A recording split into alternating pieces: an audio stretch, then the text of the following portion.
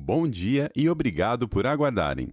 Sejam bem-vindos à teleconferência da CSN Mineração para a apresentação dos resultados referentes ao primeiro trimestre de 2025. Estão presentes hoje conosco os diretores da companhia. Informamos que esse evento está sendo gravado e que todos os participantes estarão apenas ouvindo a teleconferência durante a apresentação da companhia. Em seguida, iniciaremos a sessão de perguntas e respostas, quando instruções adicionais serão fornecidas. O evento de hoje poderá ser acessado no site de RI da CSN Mineração, em ri.csnmineração.com.br, onde se encontra disponível a apresentação. O replay deste evento estará disponível logo após seu encerramento.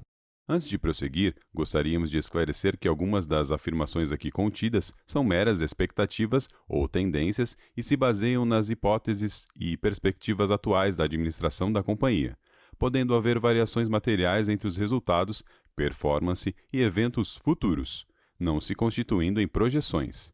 Os resultados reais, desempenho e eventos podem diferir significativamente daqueles expressos ou implicados por essas afirmações, como resultado de diversos fatores, tais como condições gerais e econômicas no Brasil e outros países, níveis de taxas de juros e de câmbio, renegociações futuras ou pré-pagamento de obrigações ou créditos denominados em moeda estrangeira, medidas protecionistas nos Estados Unidos, Brasil e outros países, mudanças em leis e regulamentos e fatores competitivos gerais, em base global, regional ou nacional. Agora gostaria de passar a palavra para o Sr. Pedro Oliva, CFO e Diretor de Relações com Investidores, que fará a apresentação dos destaques operacionais e financeiros da CSN Mineração no período. Por favor, Sr. Pedro, pode prosseguir. Bom dia. Gostaria de iniciar agradecendo a participação de todos nesse call de resultado da CSN Mineração relativo ao primeiro trimestre de 2025. Iniciaremos com os destaques do período. A companhia entregou um crescimento de 27,1% do seu EBITDA ajustado, alcançou 1,4 bilhão de reais com uma margem de 41,8%, que representa um crescimento de 1,7 pontos percentuais em comparação com o primeiro trimestre de 2024. Estes números foram suportados por um novo recorde de vendas para o período, que a companhia, mesmo sem adicionar capacidade, demonstra sua excelência operacional e entrega um crescimento de 5,4% no volume de vendas.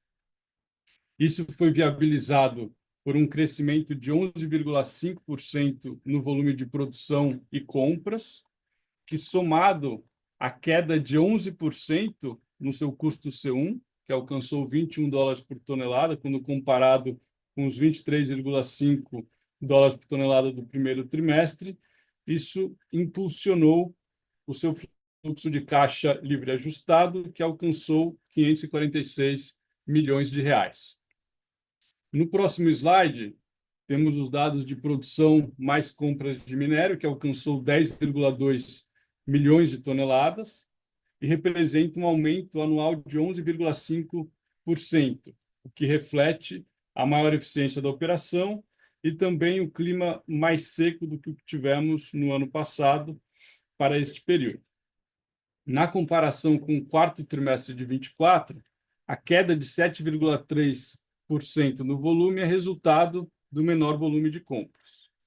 Já a elevação dos estoques, comparado com o final do ano, ele foi de 3,4 milhões de toneladas para 3,9 e é explicado pelo forte volume de produção no período.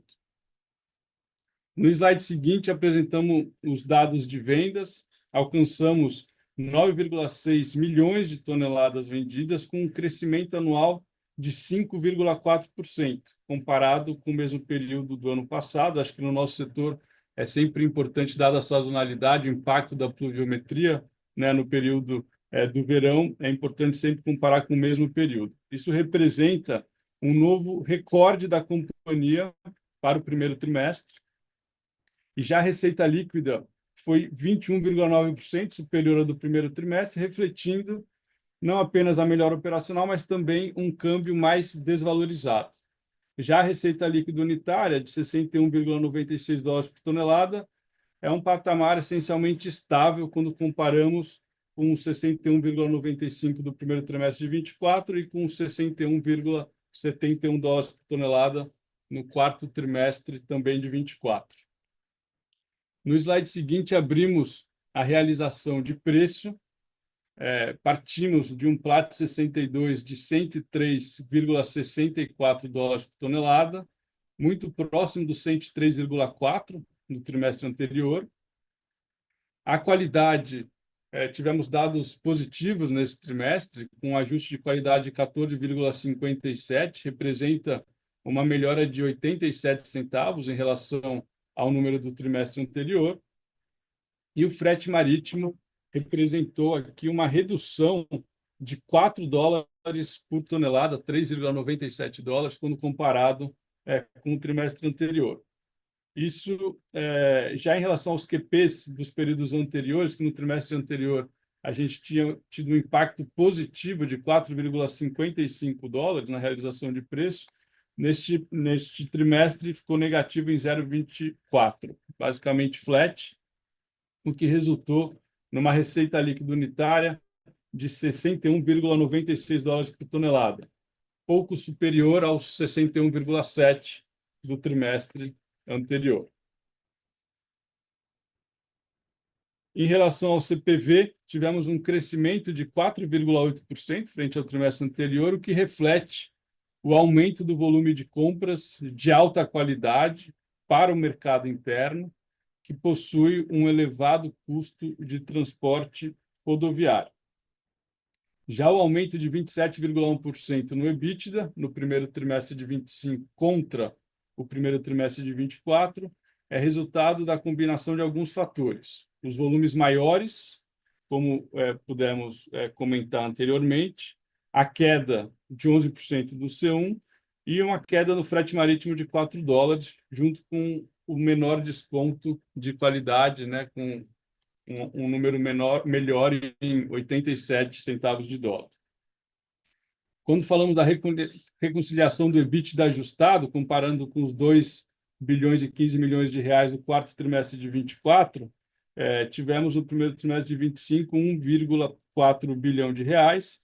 Acho que aqui foi a combinação de alguns fatores. Tivemos uma evolução positiva no preço do minério, dado que o Platts variou pouco. Essa melhora de 95 milhões de reais aqui é suportado por um menor ajuste de qualidade, que é positivo para a companhia.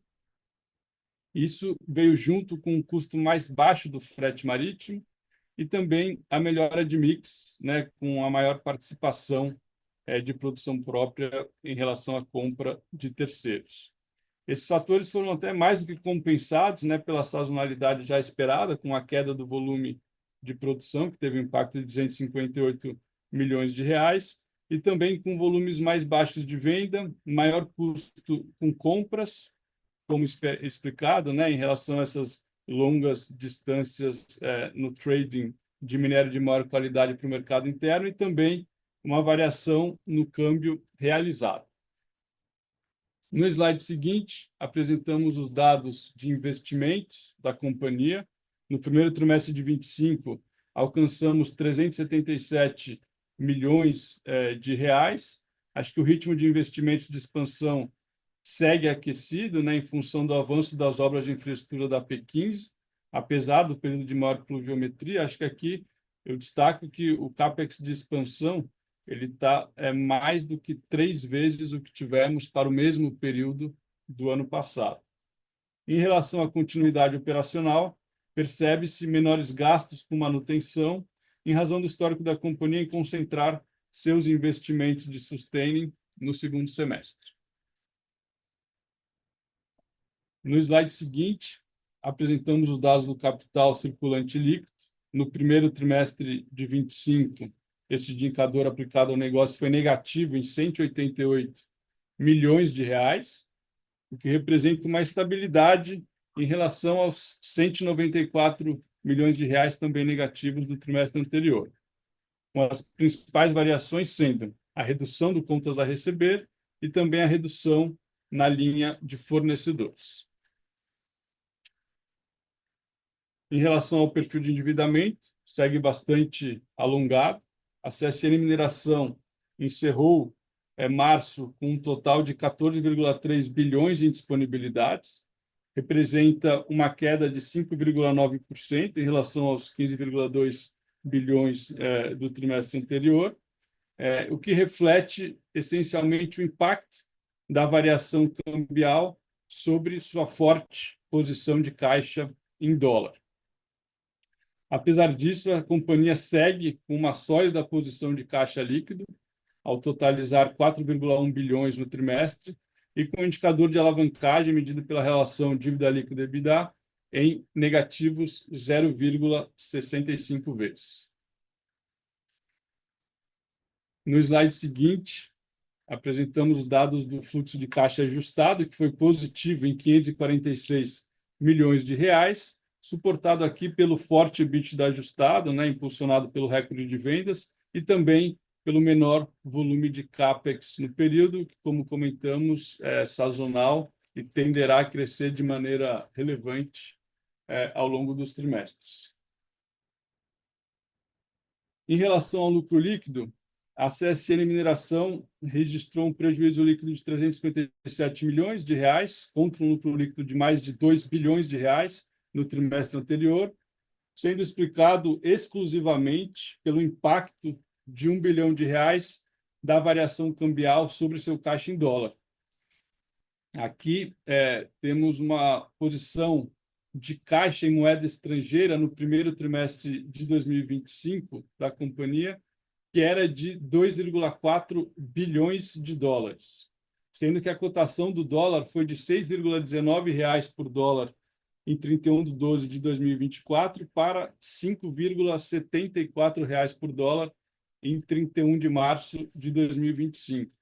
Acho que vale destacar, que essa forte posição de caixa em dólar tem sido um elemento que nos diferencia, nesse mercado tão turbulento e volátil, e se torna fundamental, dado o plano ambicioso de expansão que possuímos. E se olharmos para o resultado do quarto trimestre de 24, da variação cambial, ele tinha sido positivo em 1,13 bilhão de reais, e no ano passado foi positivo em 1,65 bilhão de reais. Concluímos, como de costume, antes de passar para o Q&A, com os nossos destaques em SD. Na frente de governança, eu ressalto a conclusão do relato integrado de 2024, que foi disponibilizado ao público em abril de 2025. Acho que é um documento que tem uma riqueza de informações dos diferentes indicadores de ESG e também da evolução da companhia em relação às suas diferentes metas nesse tema. À frente de social e diversidade, acho que o grande destaque é claramente o termos alcançado, com um ano de antecedência, a meta de diversidade, com as mulheres já representando 26,4% do efetivo. Na frente de saúde e segurança, tivemos uma redução de 17% na taxa de frequência de acidentes com relação a 2024. E na gestão ambiental, estamos operando com menos 8% nas emissões de CO2 por tonelada de minério produzido, quando comparado com o ano base da meta, que é 2025. 2020 nesse caso. Em relação aos eventos subsequentes, eu acho que o principal deles foi a aprovação pelo Conselho de Administração da companhia, na data de ontem, de uma distribuição de dividendos no valor de 1 bilhão e 90 milhões de reais e de 210 milhões de reais de juros sobre capital próprio, que somados atingem 1,3 bilhão de reais a serem pagos até o final do ano. Esses valores se somam aos 211 milhões de reais de juros sobre capital próprio que já haviam sido aprovados no ano passado e que também serão pagos em 2025. Com isso, os valores de proventos já contratados para serem distribuídos ao longo do ano totalizam 1,5 bilhão de reais.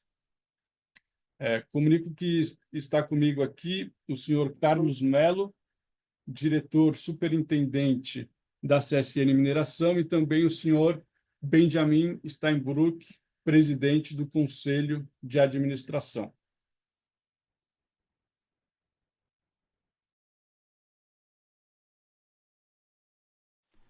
Iniciaremos agora a sessão de perguntas e respostas para investidores e analistas de mercado.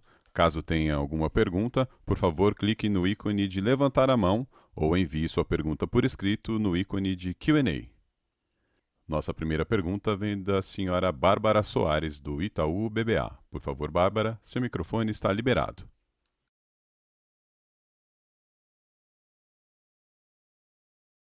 Obrigada por pegar minhas perguntas.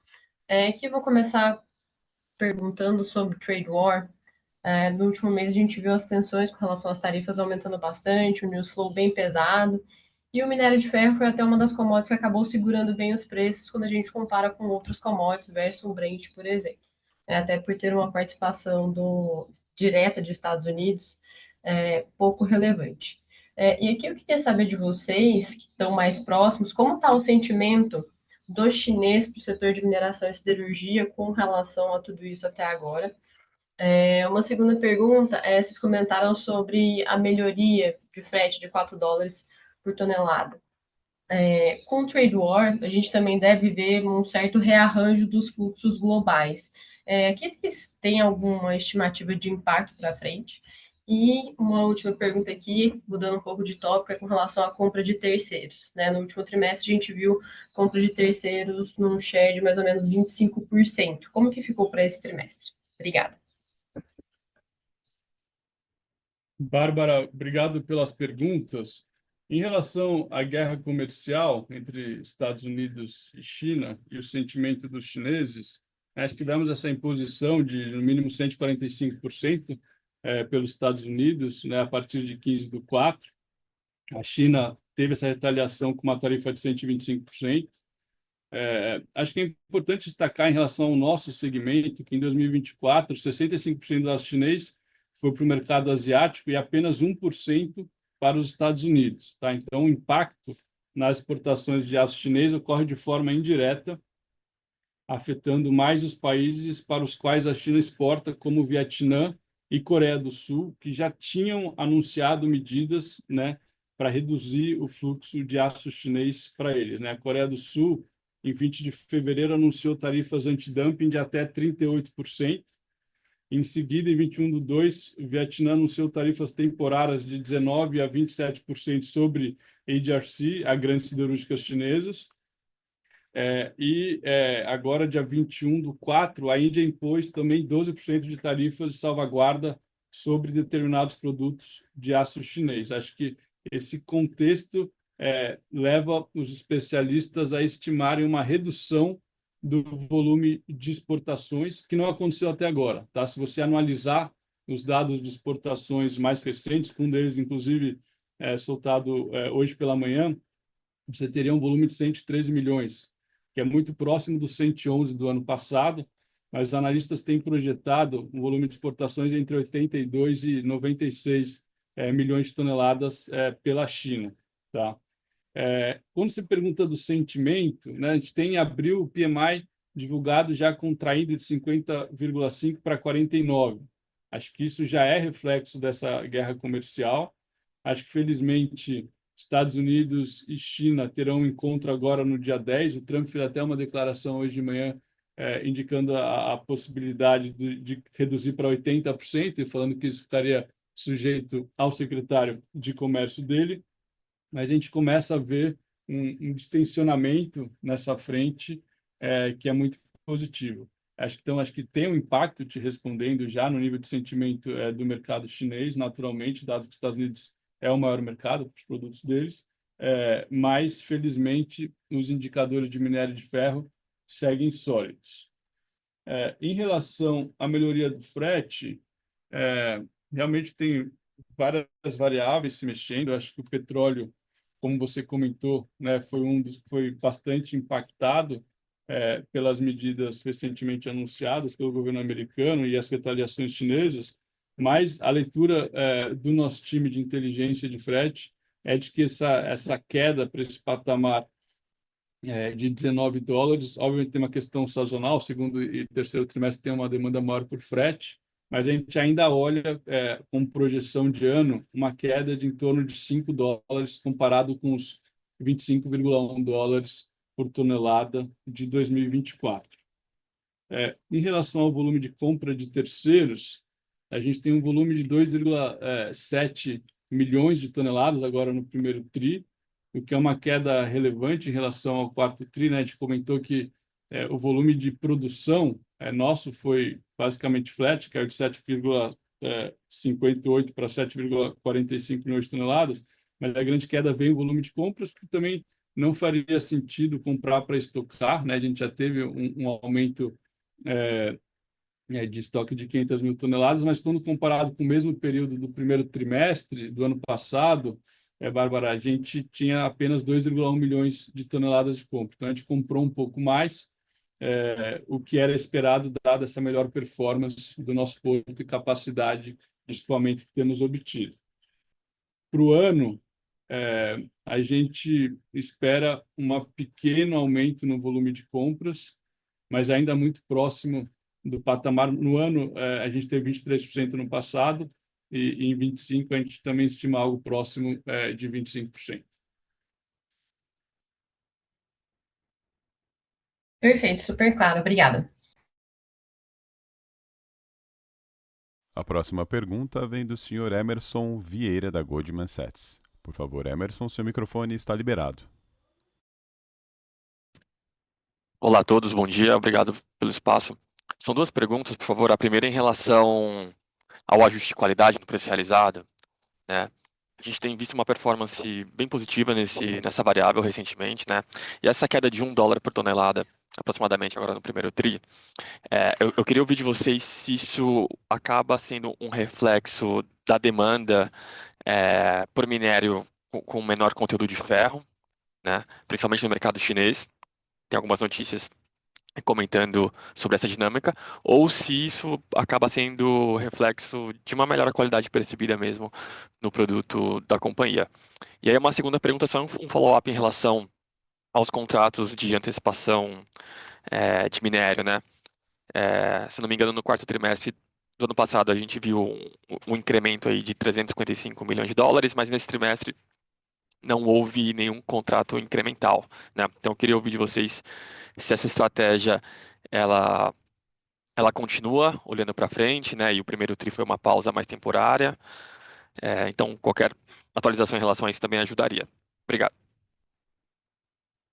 Emerson, obrigado pelas perguntas. Em relação ao ajuste de qualidade, você comentou dessa dinâmica de forte demanda, né, por low grade da China. Isso segue verdade.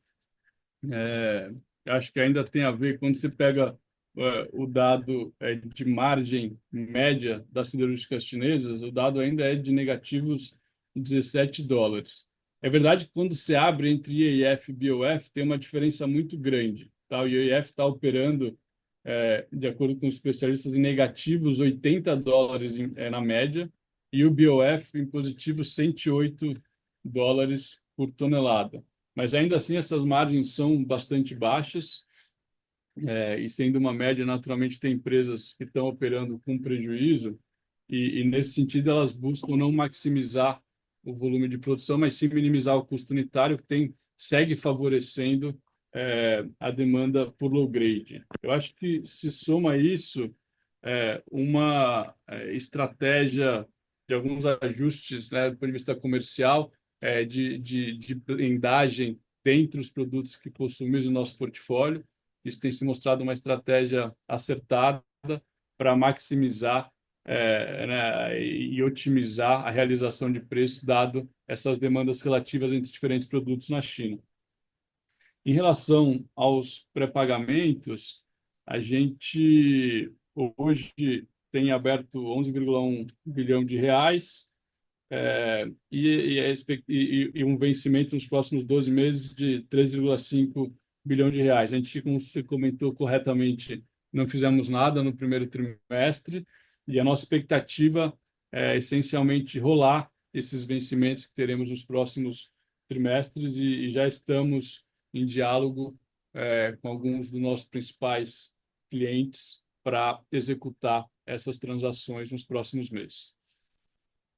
Perfeito, super claro. Obrigado pelo espaço. Bom dia. A próxima pergunta vem do senhor Guilherme Nips, do XP. Por favor, Guilherme, seu microfone está liberado.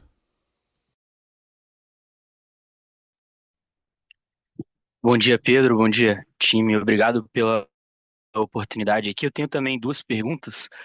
A minha primeira pergunta é se vocês pudessem passar aí um panorama geral sobre como está o andamento dos principais investimentos da companhia, então como está indo a obra da P15, e até se vocês puderem passar alguma atualização do que a gente poderia esperar de CAPEX ali, olhando principalmente ao longo dos próximos anos no contexto desses novos projetos.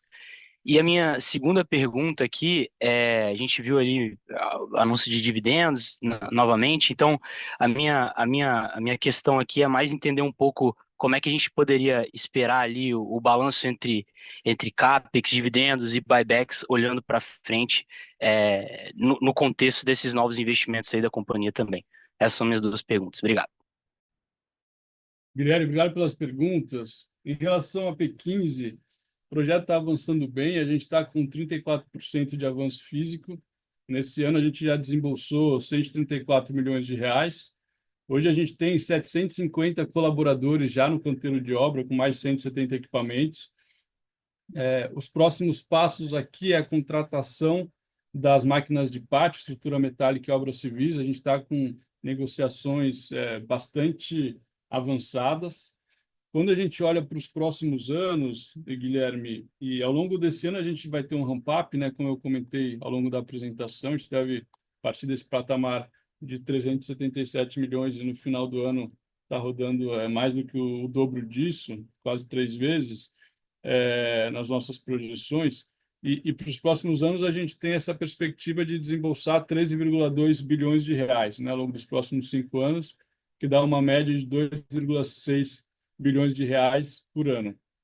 Esses indicadores, né, que a gente compartilhou ao longo do CSN Day, eles estão mantidos ainda na data de hoje.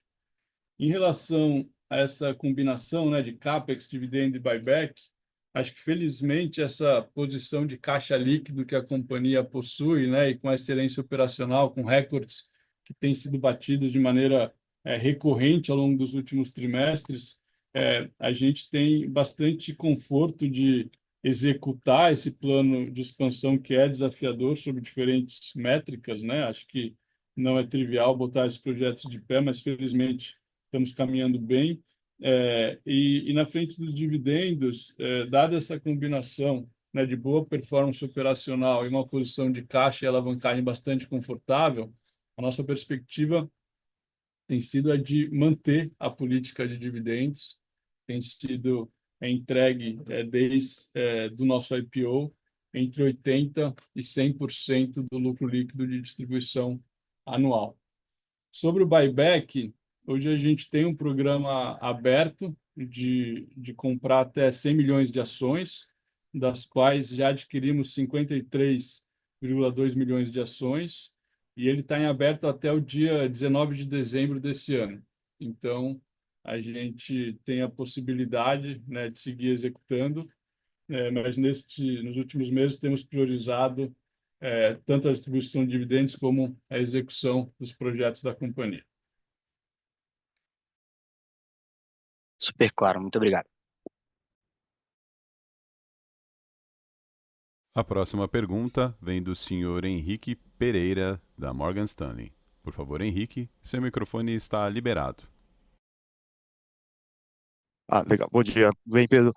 Só uma pergunta com relação ao custo de vocês. Como que vocês estão enxergando o C1 aí ao longo do ano e como que e se vocês vão estar se mantendo dentro do último guidance que vocês deram para a gente? Obrigado. Obrigado pela pergunta. A gente começou o ano, né, com um resultado excepcional de C1, bastante abaixo do mesmo período do ano passado, 11% abaixo.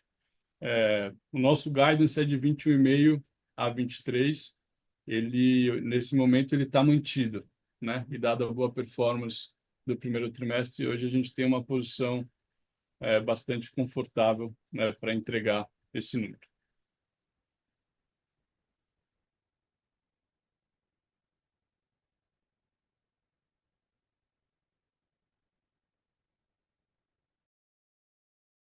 Nossa próxima pergunta vem por escrito do Sr. Lawrence Takeda, investidor, e ele diz: Bom dia.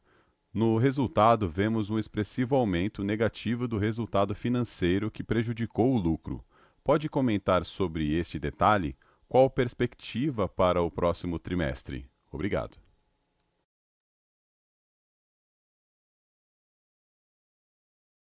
Obrigado pela pergunta. A gente entende esse evento como pontual, né? Como a gente teve a oportunidade de explicar ao longo da apresentação, ele é resultado do impacto da variação cambial sobre a forte posição de caixa da companhia, né? Acho que ao final de março desse ano, a gente tinha 2,4 bilhões de dólares em caixa.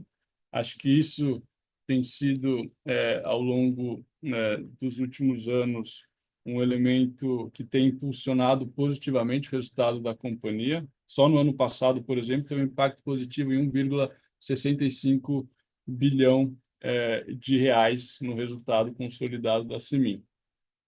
Para o segundo trimestre, acho que é difícil dizer onde o câmbio vai parar, dado toda a volatilidade que a gente tem enfrentado nos mercados, mas na data de hoje está muito próximo do que foi a marcação dos 5,74 dólares, reais por dólar, né? Então, a gente não espera ter grandes impactos dessa linha no nosso resultado no segundo tri. A próxima pergunta por escrito vem do Sr. Ivo Silva, investidor, e ele diz: sobre a P15, quando está previsto a conclusão da obra e quanto a companhia espera de aumento na receita e lucros quando concluído? Ivo, a gente não tem guidance sobre a P15, tá? Mas o que eu posso te dizer é que a conclusão está prevista para o quarto trimestre de 2027. Acho que estamos on track em relação a essa data comunicada no final do ano passado. Mas o que eu posso te adiantar é que a gente espera uma agregação e um aumento bastante expressivo no resultado da companhia, obviamente, ceteris paribus em relação a outras variáveis, porque a gente está falando em adicionar 16,5 milhões de toneladas nas condições de mercado de hoje, em que os prêmios por qualidade estão mais baixos em função desse contexto de baixas margens das siderúrgicas chinesas, ainda assim a gente tem um prêmio médio esperado da P15 em relação ao Plat 62 de próximos de 22 dólares por tonelada. Se você compara com o resultado de qualidade hoje, né, o desconto por qualidade médio no nosso portfólio de pouco mais de 14 dólares no último trimestre, soma essas duas variáveis, a gente está falando de adicionar aqui um pouco mais de 36 dólares por tonelada, basicamente de margem, porque o custo cresce marginalmente, tá, nessa planta. Ela é uma planta que tem um beneficiamento mais intensivo. A gente vai trabalhar com um ROM mais pobre para entregar um produto mais rico, de qualidade média de 67, acima de 67 de teor de ferro. Então, acho que a P15 ela é muito material para a companhia. Ela vem adicionar qualidade num nicho que hoje falta produto, que é esse minério de alto teor de redução direta. Ele faz parte da principal rota hoje para descarbonizar o setor siderúrgico global através da produção de pelotas de redução direta e de DRI. Então, acho que a P15 realmente vai ser muito relevante do ponto de vista de receita e resultado. A próxima pergunta por escrito vem do Sr. Márcio R. e ele diz: Bom dia. Na última Assembleia, notei que foi feita uma mudança no Estatuto Social em relação a fechamento de capital, OPA. Minha pergunta é: o controlador tem intenção de fechar o capital da CSN Mineração? Márcio, eu eu tive a oportunidade de ver uma matéria que fazia essa análise. Infelizmente, a matéria ela estava equivocada, né? Os itens que ela elenca que teria sido uma mudança no estatuto, na verdade, estão lá desde o IPO e são exigência em relação ao nível que a gente está na B3, tá? Que é o nível 2. Então, infelizmente, essa matéria estava equivocada e eu agradeço a oportunidade de poder esclarecer este tema. Na data de hoje, não tem nenhuma discussão na companhia em relação ao fechamento de capital da CEMIG. Não havendo mais perguntas, gostaria de passar a palavra para o senhor Pedro Oliva, CFO e diretor de Relações com Investidores, para as considerações finais. Gostaria de agradecer mais uma vez a presença de todos. Gostaria de passar a palavra para o nosso presidente do Conselho de Administração, o senhor Benjamin Steinbrück. Obrigado a todos aí por participarem da conferência de resultados da CEMIG. E, para encerrar, eu gostaria de reiterar nosso compromisso com relação à CEMIG de redução de custos e atenção direta nesse esforço de todos da companhia e que temos tido um belíssimo resultado, já que o custo foi ao redor de $21 e a gente sente que tudo aquilo que foi implementado com relação a essa questão de custo está se perpetuando na empresa e, com isso, a gente acha que pode oferecer produto com custo muito competitivo. Então, queria cumprimentar a todos da parte de operação da companhia pelo esforço que tem sido feito e pelo sucesso que tem sido obtido com relação ao custo de produção própria do nosso minério. Acreditamos que esse custo ele tende a se manter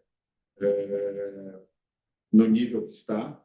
Nós temos essa intervalo de 21,50 a 23 e a nossa vontade e determinação é mantê-lo abaixo disso, o que vem sido obtido com sucesso. E para a produção, nós tivemos um crescimento da produção própria, também é um outro esforço que nós estamos fazendo, já que nós estamos diminuindo a compra de material de terceiros e aumentando a nossa produção própria em função do bom desempenho da planta central e em função do bom desempenho que o pessoal de produção vem conseguindo entregar ao longo dos últimos trimestres. Acreditamos que também essa tendência deve ser mantida de aumento de produção própria do minério. Encaramos o frete como uma perspectiva de redução. Estamos trabalhando bastante bem no frete também e estamos observando possibilidade de contratação com fretes menores do que o previamente estipulado. Então, acreditamos que nós vamos ter um bom resultado também na contratação de frete e acreditamos que o mercado chinês é aquilo que nós sempre falamos, que quem entende de China são os chineses. Mas, em função do momento que eles estão, eu acredito que eles também vão começar a fazer um esforço grande de recuperação do mercado imobiliário interno e de infraestrutura deles. O minério tem se mostrado comportado. Nós tínhamos aquela variável de 90 a 110 dólares. O mercado todo previu o mercado mais baixo, preço de minério mais baixo do que está. Ele está oscilando aí em volta dos 100. Então, nós achamos e esperamos que, com o eventual retorno do esforço chinês em termos de recuperação da economia e compromisso com o mercado de construção civil e de infraestrutura, a a gente deve ter um benefício no sentido de ter uma recuperação do minério em função da demanda chinesa. Não estão muito estocados lá, acho que aquela questão do minério bom sempre vai ser demandado e nós estamos vendo com tranquilidade, vamos dizer assim, essa recuperação do mercado chinês. E, para efeitos de balanço, o que nos prejudicou essa vez foi sempre aquilo que nos favoreceu, que é a questão da empresa ser fortemente dolarizada, as receitas todas em dólar, e basicamente todas em dólar, a maior parte longe das receitas são dolarizadas, e sempre isso foi uma coisa positiva e acredito que vai continuar sendo. Existiu essa desvalorização do dólar pontual, né, nesse trimestre, mas acreditamos sempre que o dólar sempre nos ajudou e continuará ajudando. Eu acho que é uma coisa positiva que nós temos. Então, acho que o primeiro trimestre, no geral, ele foi bom, tivemos esse resultado negativo em função de moeda, porém, acho que do ponto de vista operacional e do ponto de vista comercial, a gente está vivendo um excelente momento e que devemos recuperar para o segundo trimestre essa questão da moeda. Então, queria agradecer a todos mais uma vez pela participação, queria agradecer o nosso time todo de mineração pelo esforço que vem fazendo e pelos resultados que eles têm trazido e sempre na perspectiva de melhora para que a gente possa realmente encarar os investimentos que tem e fazer dessa companhia a companhia que todos nós queremos. Muito obrigado a todos.